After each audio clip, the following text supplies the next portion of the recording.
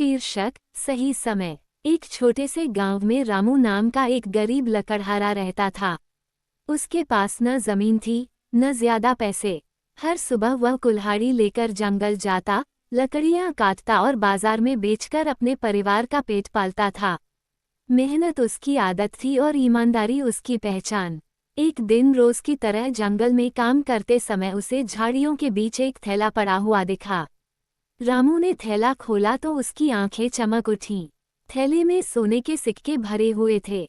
कुछ पल के लिए उसके मन में विचार आया, अगर यह सोना मेरा हो जाए तो मेरी जिंदगी बदल सकती है। लेकिन अगले ही पल उसने खुद से कहा, नहीं, यह मेरा नहीं है। जिसने खोया है उसी का हक है। रामू थैला लेकर सीधे गांव के मुखिया के पास पहुंचा और सारी बात सच सच बता दी।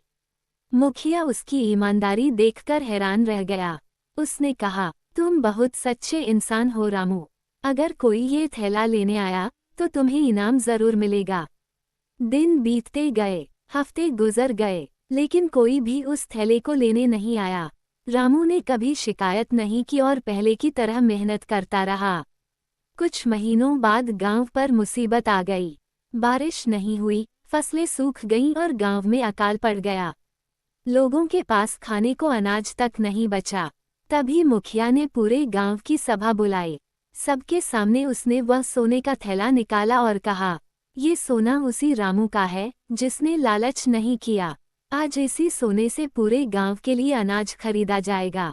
पूरा गांव रामू की ईमानदारी की तारीफ करने लगा। रामू ने भी बिना सोचे समझे वह सोना गांव के काम में लगा दिया। लेकिन असली ट्विस्ट यही था। मुखिया ने सबको बताया, असल में ये थैला मैंने ही जंगल में रखवाया था। मैं ये देखना चाहता था कि इस गांव में सबसे ईमानदार इंसान कौन है। सबकी नजरें रामू पर टिक गईं। सीख मोरल, ईमानदारी का फल तुरंत नहीं मिलता, लेकिन जब मिलता है सही समय पर और सबके भले के लिए